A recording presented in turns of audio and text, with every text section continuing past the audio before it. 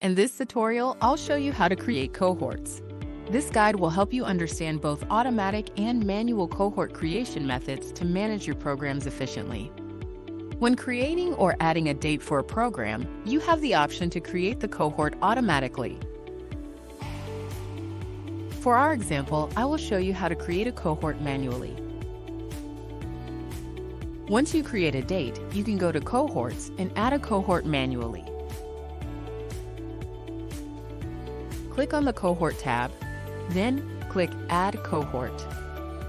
Add the cohort name, then select the start and end date for that cohort. Then select the schedule and the campus once complete. Click Next for Step 2.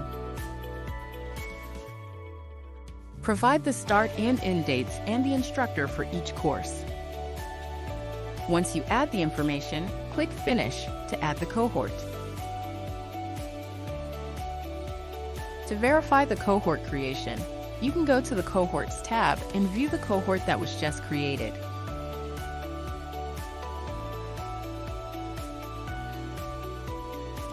Click on the cohort where you can view the list of courses, the list of lessons, and you can add students manually to this cohort.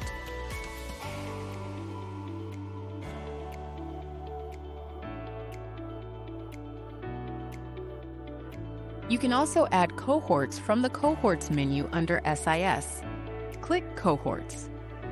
This is where you can view the full list of cohorts, and you can add cohorts for programs or courses. When selecting Add Cohort for a program, provide the cohort details.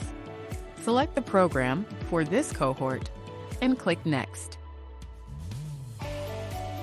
Add the start and end dates and the instructors for each course.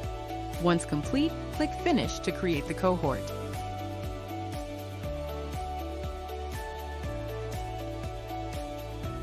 When you click on Actions for a cohort, you can edit, clone, or delete a cohort.